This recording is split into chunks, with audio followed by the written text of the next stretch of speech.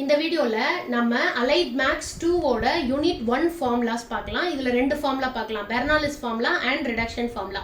பெர்னாலிஸ் formula அப்படின்னா integral u dv is equal to uv minus u dash v1 plus u double dash v2 minus u triple dash v3 plus dot dot dot. இந்த video இந்த formula மெமரியில் வச்சுக்கிறது ரொம்ப easy. அதாவது யூவின்னு ஒரு 4 times போட்டுட்டு இதில் வந்து ஃபஸ்ட்டு வந்து யூவி போட்டுக்கணும். அடுத்தது வந்து சைன் சேஞ்ச் பண்ணணும். இங்கே ஒன்றுமே இல்லைனா ப்ளஸ்னு அர்த்தம். இப்போ ப்ளஸ் மைனஸ்னு ஆல்டர்னேட் சைன் வரும்.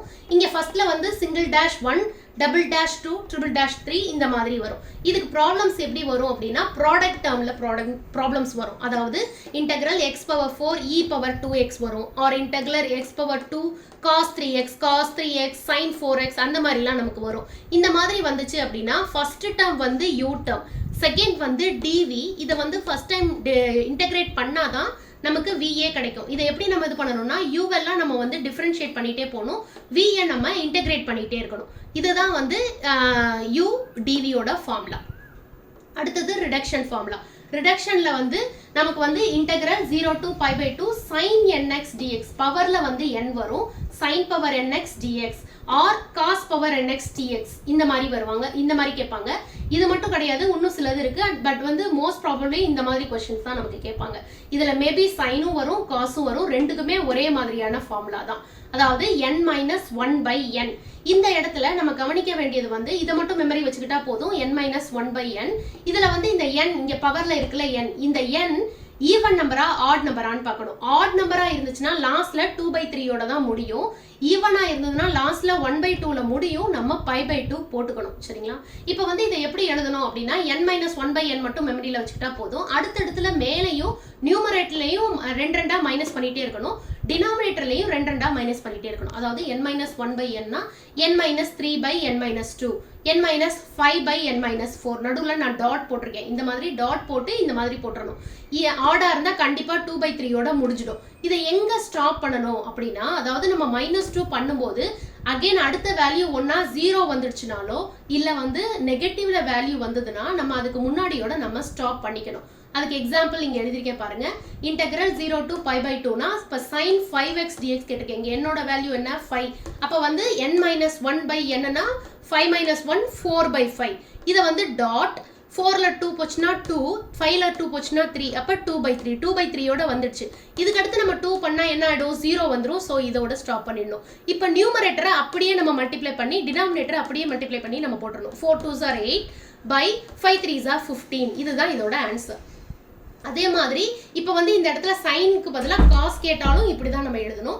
அதே மாதிரி இந்த இடத்துல integral 0 to pi by 2 8 power 8 sin power 8x dx அப்படின்னு வருது. இப்போ வந்து இங்க பாத்தீங்கன்னா பவர்ல வந்து ஈவன் நம்பர் வந்திருக்கு. இப்போ வந்து இதுவும் அதே மாதிரி தான். இப்போ வந்து 8 n minus 1 அப்ப 7/8. மேல வந்து 2 மைனஸ் பண்ணுங்க, 7 minus 2 5, அடுத்து 5 minus 2 3 அந்த மாதிரி வரும். அப்போ ஃபர்ஸ்ட் 7 minus 2 5, கீழே வந்து 8 minus 2 6, அடுத்து 5 minus 2 3, 6 minus 2 4, 3 minus 2 1, 4 minus 2 2. 1 minus 2 பண்ணீங்கன்னா நெகட்டிவ்ல வரும். ஸோ இதை ஸ்டாப் பண்ணிடணும்.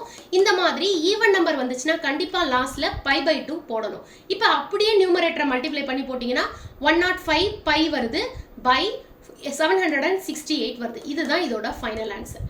இதே மாதிரி அடுத்தது இன்னொரு டைப் வந்து ரெண்டுமே வந்து வர்றது, அதாவது சைன் தனியா காஸ் தனியா வராம ரெண்டும் சேர்ந்து வர்றது. Sine power mx cos power nx dx அப்படின்னு வரும்.